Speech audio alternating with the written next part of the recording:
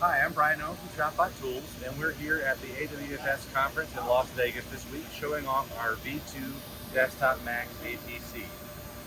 This came out about 2 months ago and includes a lot of new exciting features that are going to help this tool be a production powerhouse for our customers. The main thing that you'll notice that's different from our first version of the MAX ATC is an extra tool on the toolbar. We now have 7 positions on our toolbar, and each of those positions uses an ISO 20 tool holder with an ER20 collet, meaning that you can use bits up to a 1/2 inch shank diameter and cutters up to 1.5 inches in diameter. That allows for a lot more variety in cutters to be used on the tool and a lot more effective cuts.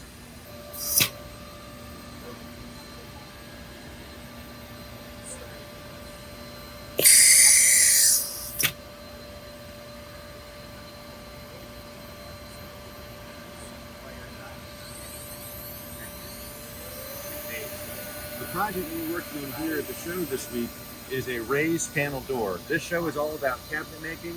We've got one tool doing cabinet boxes, another doing end work for dovetail doors, and this one here doing a raised panel door with a detailed profile. So we've got a number of profile bits set up in our toolbar. We're switching them in and out, cutting out this profile of the door. This tool is equipped with our vacuum deck, which allows us to turn on our vacuum pump here and hold down this sheet of MDF while we cut the parts out. So there's no need for tabs or onion skin or anything. The part is just held in place until the cut is done.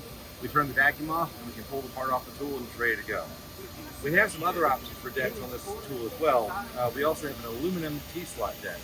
With the aluminum T-slot deck, you're able to remove a section of the deck to attach something like our end work jig. That allows you to do dovetail cuts like this by placing the boards vertically in your tool through the center of the machine, and you can make intricate dovetail joints like this. When you buy a Desktop MAX ATC, the tool itself comes fully assembled. The setup takes just minutes to get your toolbar calibrated and all of your bits measured. This plate on the toolbar here acts as a Z0 plate or a bit measurement plate.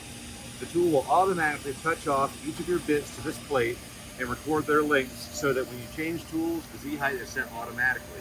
The Desktop MAX ATC has the same cutting area as our regular Desktop MAX machines. That is 24 inches in the Y-axis and 36 inches in the X-axis. That can be expanded by removing this toolbar, allowing you to put longer boards on this machine and cut on things that don't fit in just this work area. On the new Desktop MAX ATC, you're able to remove this toolbar easily by just removing 4 screws. It can be set aside, allowing you to extend your work all the way out the back of the machine as long as it needs to go.